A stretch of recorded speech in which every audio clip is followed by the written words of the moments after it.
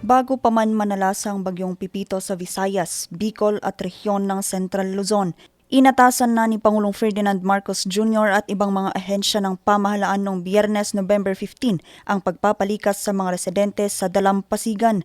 Ito'y dahil noon sa banta ng storm surge ng bagyong Pipito.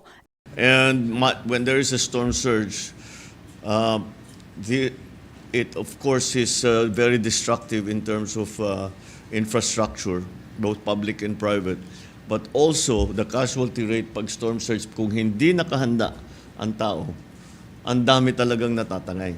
Binigyang diin din niya ang kahalagahan ng pagpapaalam sa publiko tungkol sa mga panganib na kaakibat ng bagyo. I remember very well in Yolanda, there were many people that we never accounted for anymore, especially in the peninsula, yung tawag ng Barangay 88 ng Tacloban. Lahat ng the peninsula was overrun.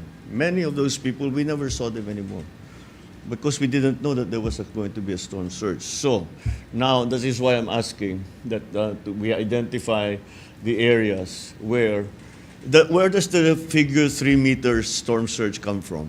Inutusan din nito ang DILG na ibigay lahat ng mga impormasyong kinakailangan ng mga LGUs at handa ang mga ito sa pagtama ng bagyo.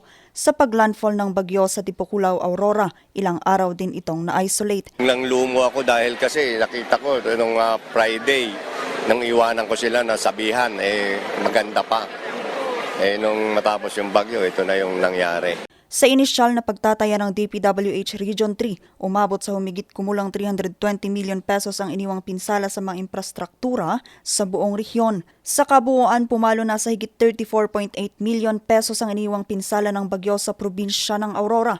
Sa kabuuan naman ay nakapagbahagi ang DSWD ng aabot sa higit 2 milyong food packs sa mga labis na naapektuhan ng bagyong Pipito sa buong bansa. Vanessa Bugtong para sa Luzon Headlines.